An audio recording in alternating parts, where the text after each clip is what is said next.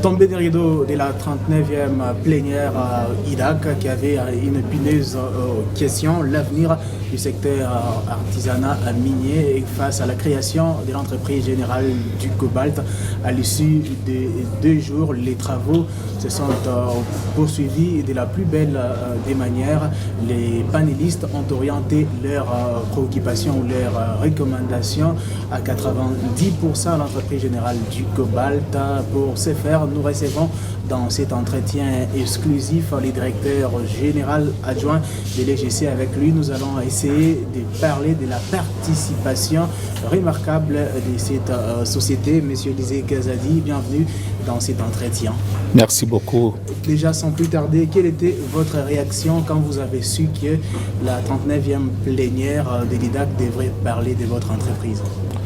En tout cas, c'était un sentiment de satisfaction parce que, vous savez, quand on porte un projet comme le projet de l'entreprise générale du cobalt, on a le besoin de communiquer, on a besoin de faire connaître ce projet au plus grand nombre. Donc, quand nous avons vu l'organisation par l'IDAC de cet atelier avec ce thème-là, nous étions satisfaits parce que c'était une opportunité pour communiquer. 90% des recommandations ont été adressées à l'entreprise générale du cobalt.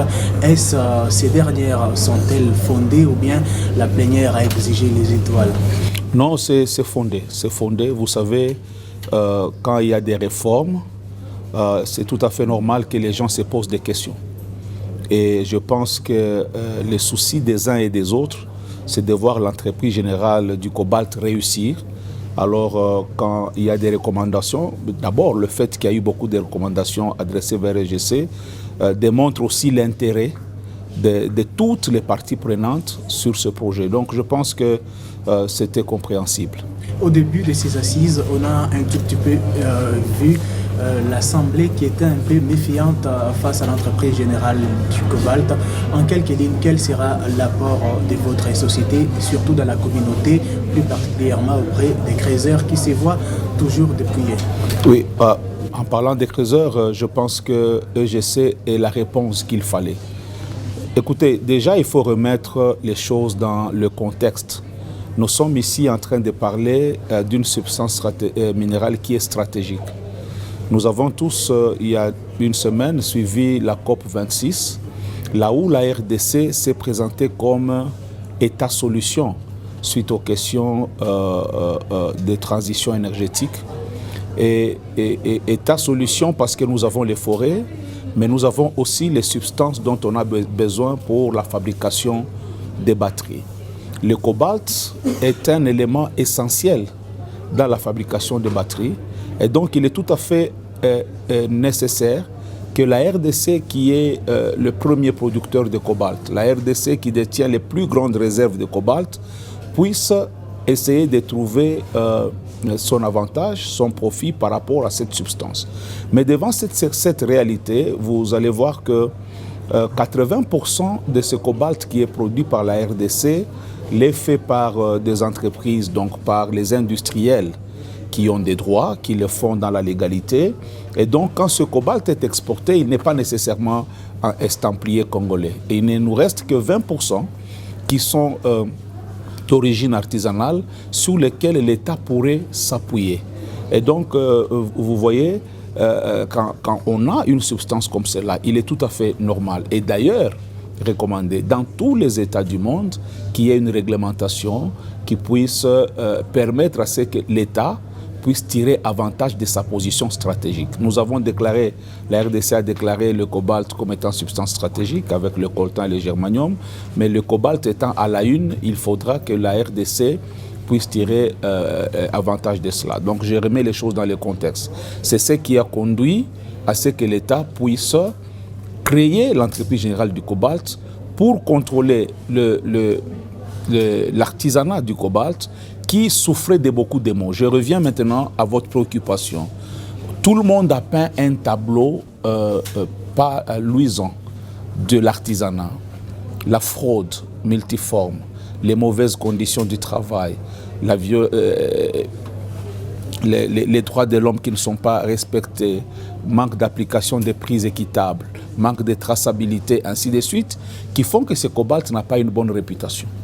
Alors l'apport de EGC, justement, pour ce qui est du creuseur, parce que c'est lui le premier intéressé, c'est que EGC lui apporte une garantie d'abord légale de sécurité, parce que EGC va disponibiliser avec la Gécamine, qui est la société mère de EGC, des sites sur lesquels les creuseurs pourront travailler en toute sécurité sans être chaque fois inquiétés. Deuxièmement, EGC va mettre en place les moyens pour faire la découverture, je vais utiliser des termes simples, donner les équipements de protection, mettre en place un système qui soit transparent pour s'assurer que les creuseurs reçoivent un prix équitable.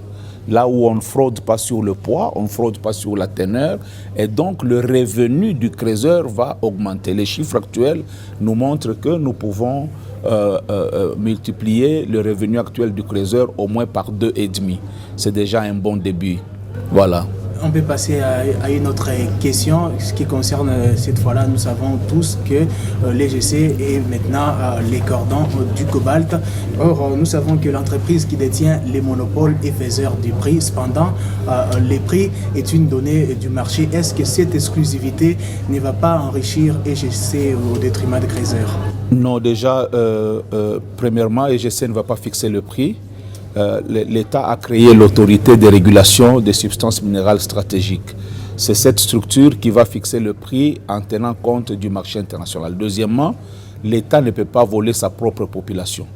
Donc, EGC, étant une entreprise de l'État, va appliquer les prix de manière à ce que les objectifs de l'État, qui sont de participer à la création d'une classe moyenne, puissent être atteints. Donc, ce risque-là n'existe pas. Puisque vous êtes l'entreprise générale du cobalt, comment l'EGC va arriver à payer les exploitants miniers qui amèneront bien sûr des minerais, des cuivres contenant les cobalt?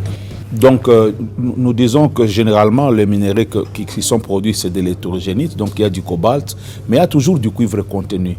Alors dans notre modèle économique, nous payons le cobalt, mais nous payons aussi le cuivre contenu. Donc, ça sera aussi une innovation pour le creuseur. Quand il va amener son produit, il sera payé et pour le cobalt et pour le cuivre. La plénière était un peu curieuse d'en savoir plus sur votre partenaire qui est tout à fait détaillé, Trafigura. Quel sera son rôle dans cette lourde mission? Le rôle de Trafigura, premièrement, c'est de préfinancer les opérations. Dans ce préfinancement, nécessairement, ils vont avoir une commission. Deuxièmement, Trafigura nous aide à mettre en place une chaîne d'approvisionnement responsable parce qu'ils en ont l'expérience. Troisièmement, Trafigura nous aide sur le marché international parce que n'oubliez pas que Trafigura, c'est le deuxième trader sur le plan international. Donc, ils vont aider EGC à identifier les acheteurs finaux qui sont intéressés à acheter les produits.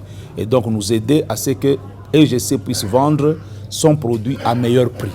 Alors, on a vu les premiers jours dans votre exposé, vous aviez dévoilé des chiffres très colossaux. Alors, comment mettre en pratique tout ce que vous aviez mis dans votre plan d'affaires? Pour nous, c'est simple. Nous avons un business plan qui a utilisé une méthode que nous appelons le profit sharing. Donc, en français, le partage de bénéfices. Donc, le revenu qui sort, on le partage entre les creuseurs, EGC et les gouvernements. Et donc tout ce qui nous reste, nous, c'est de commencer, donc avoir l'accès au site pilote qui a été sélectionné et mettre en place le projet pour que ces chiffres que vous dites être exorbitants, énormes, nous puissions démontrer que c'est la vérité. Nous disons que nous avons la capacité de mettre au moins 7 500 000 $ chaque semaine pour l'achat de minerais. On a vu la plénière qui voulait à ce que déjà l'EGC soit mise sur pied. Qu'est-ce qui bloque et qu'est-ce que vous allez promettre ou rassurer aux creuseurs pour la mise en œuvre de ces gigantesques projets qui est tout à fait du côté des artisanaux? Non, je pense qu'on devrait plus parler de l'opérationnalisation parce que j'essaie déjà mis sur pied. C'est un problème d'accès au site pilote qui est le site de Kasulo, qui est un site qui appartient à la Gécamine. Et je pense que les autorités tant provinciales que nationales sont en train d'étudier les voies et moyens pour permettre à ce que EGC prennent contrôle du site. Et je suis convaincu qu'avec l'accompagnement des autorités, cela se fera rapidement. Un message à lancer à tous les creuseurs, mais aussi les investisseurs. Nous pensons que c'est un message d'apaisement, de dire que EGC n'est pas venu pour faire disparaître les uns, mais par contre est venu comme une valeur ajoutée. La présence de EGC est une opportunité d'améliorer les revenus, les conditions de travail, d'améliorer la réputation du cobalt, mais aussi une opportunité d'affaires. Merci, Monsieur Élisée Kazadi, d'avoir accepté notre invitation. Je rappelle que vous êtes le directeur général adjoint de l'entreprise générale du cobalt. C'était votre entretien sur Télévision. Nous allons nous retrouver à la prochaine.